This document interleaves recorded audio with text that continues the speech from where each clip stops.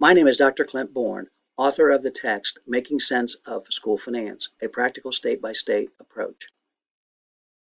This presentation, School District Local Revenue Part 2, aligns with the text Chapter 2, Local Revenue, and emphasizes property classifications, assessment ratios, valuation, and millage or percentage rates. Property tax is the main local unrestricted income stream for districts across the United States at 84.2% of all local revenue sources. Property tax in 49 states and the District of Columbia funds many local public services, including elementary and secondary public education. Hawaii does not permit local property tax collection for schools. Taxing jurisdictions or government subdivisions include independent school districts, cities, counties, townships, and special purpose districts, such as police, fire, sanitation, and water departments, airports, cemeteries, conservation divisions, libraries, local health and social service agencies, parks, and transit authorities. Some states also collect a state property tax. According to the U.S. Census Bureau, property tax yielded $526 billion. Of property tax collections across the country, independent school districts receive the most property tax at 40.3% of the total collection. Cities, 23%, counties, 23%, townships, 6.5%, special purpose districts, 4.2%, and states obtain the least at 3%. Dependent school districts may receive a portion of the parent district property tax collection. Taxing subdivisions may overlap, meaning a taxpayer may pay property tax to more than one governmental entity.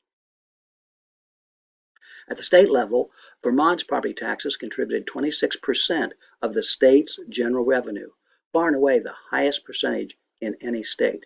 Nearly all of Vermont's education spending is financed at the state level, and the state property tax is the largest source of general fund dollars.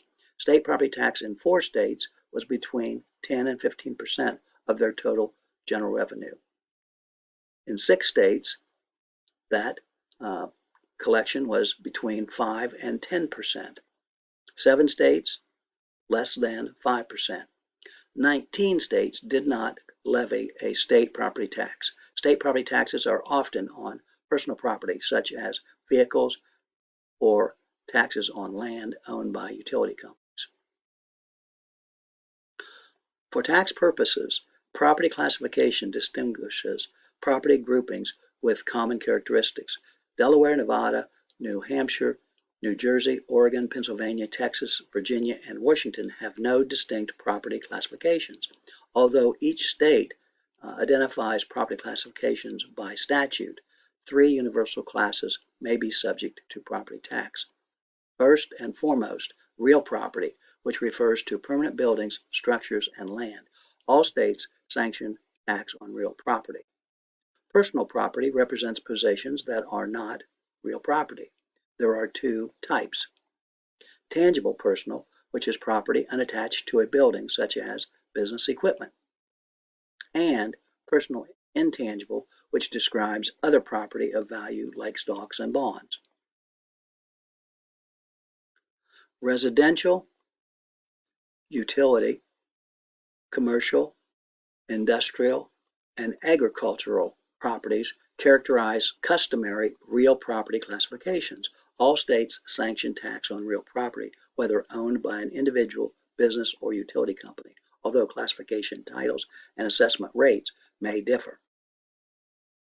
Tangible personal property comprises business equipment and machinery, business inventory, motor vehicles, as well as air and water crafts for a few states. Levies on personal property emerged in tandem with taxes on real property and produce about 10% of the average state property tax base within all states. 42 states in the District of Columbia permit tangible personal property tax collection of some type. 8 states exempt tangible personal property tax collection, although Ohio phased out tangible personal property tax in most instances a few years ago. School districts do receive a tangible personal property tax collection on public utility transmission and distribution of electric, water, and gas, natural gas pipelines. 37 states and the District of Columbia levy tangible personal property taxes on machinery and equipment. Often, agricultural machinery and equipment will be granted lower assessment ratios or millage rates than other forms of tangible personal property. 14 states levy tangible personal property taxes on inventory in some form. 8 states fully tax inventory, while 6 states tax inventory partially but exempt certain types of inventory or exempt inventory from property tax. States occasionally tax durable assets like motor vehicles, watercraft, and aircraft owned for personal use. 14 states collect tangible personal property on motor vehicles, with Alaska granting this collection as a local option. Property tax on tangible personal property, the liability is calculated by first determining the property's assessed value and multiplying that value by the assessment ratio for that property class, which is similar to real property calculation. Intangible personal property pertains to stocks, bonds, and other paper claims. According to the National Conference of State Legislatures report, 4 states tax intangible personal property locally. Virginia taxes intangible personal property for state revenue.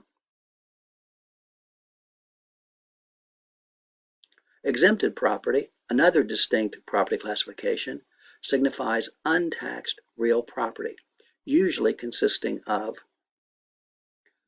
federal, state, county, and governmental buildings and land, religious and charitable organizations, healthcare facilities, and literary institutions, and cemeteries, to name a few. Although all states exempt specific property types by statute, states differ regarding the particular exemption.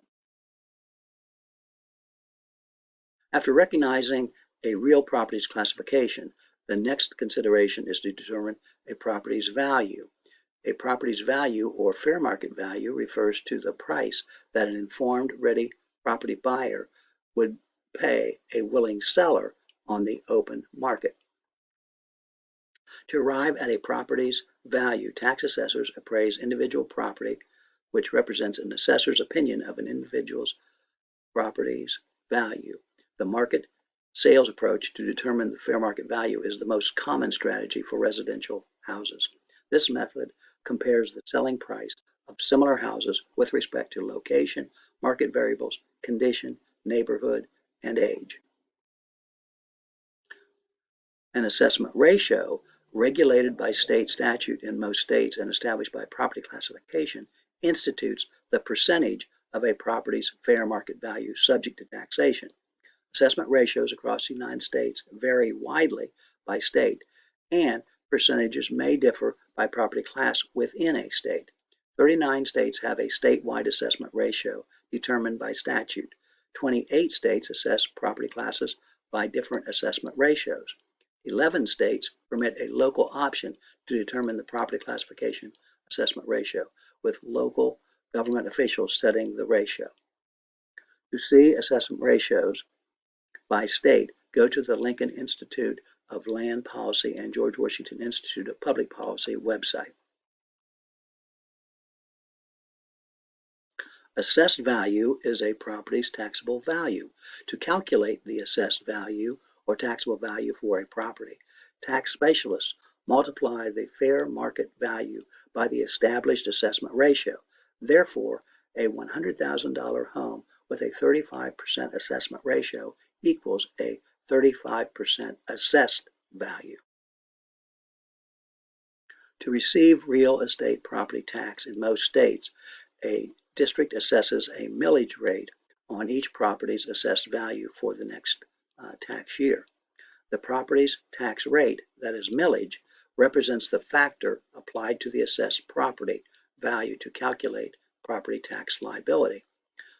Millage rates expressed in mills equal 1/10 of 1 cent, or 0.001. Therefore, 1 mill equates to $1,000 of property value. A district millage rate approved by an affirmative residential vote in most states remains consistent within the school district. However, millage rates vary by district across the state. Notice how 15 and 25 mils are expressed as decimals and percentages. To determine the tax obligation, tax authorities multiply the assessed value by the approved millage rate. To compute a tax bill on a $35,000 assessed valued house with a 15 mil rate, the tax is $525 without exemptions. When a district requests a 5 mil increase, those additional property taxes are $175, which makes the new obligation $700. This Ohio property tax bill shows the various distinctions: 1. Appraised value, 2. Assessed value, 3. Millage rate, and 4. Effective millage rate. A district's property tax base is the total taxable value of real, tangible, and intangible property within a district's boundaries. When tax authorities multiply the district's property tax base by the collected millage rate, that computation equals the district's property tax yield. As seen in this illustration, a district with almost $8 billion in aggregate assessed value with 152 mills assessed yield a little over $120 million.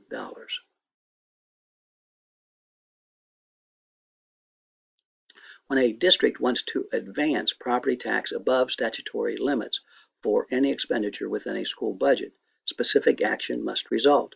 33 states require voter approval for school districts to boost operating millage above statutory limits. 6 states and the District of Columbia require a budget vote by a tax jurisdiction's committee members to increase excess millage. 6 states require a vote on the budget by the community to increase millage. School districts with a parent government do not have taxing authority. Thus, the parent government must propose referendums for excess tax millage. Voters in California may not pass a property tax increase, but may pass a partial tax increase. The community members in Connecticut, Maine, New Hampshire, New York, Rhode Island, and Vermont must approve the annual district school budget, which sets the millage rate. To compute the necessary millage rate for a requested budget, school officials divide the requested budget amount into the district's property tax base. This calculation is the millage rate for a $25 million budget with an $800 million aggregated assessed valuation, which reflects a 31.25 mil collection. A district's aggregate valuation is the value of all real and tangible personal property within a school district. Valuation per pupil, a particularly useful element in many state basic aid formulas to compare districts and equalize aid, illustrates the wealth of a school district. In this example, districts A and B have the same district valuation, but District B has a lot more students. To calculate the valuation per pupil, tax authorities divide the number of students into the district's total valuation. Therefore, District A is wealthier than District B. Non-public schools do not receive any local property tax, although those parents whose children attend non-public schools and own homes do pay property tax. Non-public schools receive local funding through student tuition, grants, fundraising, endowments, donations, parent association activities, and corporate giving. Catholic schools receive local funding through tuition, parish contributions, fundraisers, and private funding. The public charter schools do not charge student tuition. According to the Education Commission of States, public charter schools may receive local funding in a number of ways. First, charter schools in 19 states and the District of Columbia receive state funding in a similar manner as traditional schools with no access to local revenue. Second, charter schools in 15 states receive local revenue on the same basis as traditional resident school districts. Third, charter schools in 8 states receive state funding with access to local revenues within the state formula. Fourth, charter laws in Kansas and Kentucky do not specify how charter schools are funded. Fifth, 5 states do not have public charter schools. Sixth, in Ohio, charter schools receive state funding in a similar funding formula as traditional schools, and traditional school districts can levy local property tax for charter schools. To see specifics, go to the Education Commission of the state's website.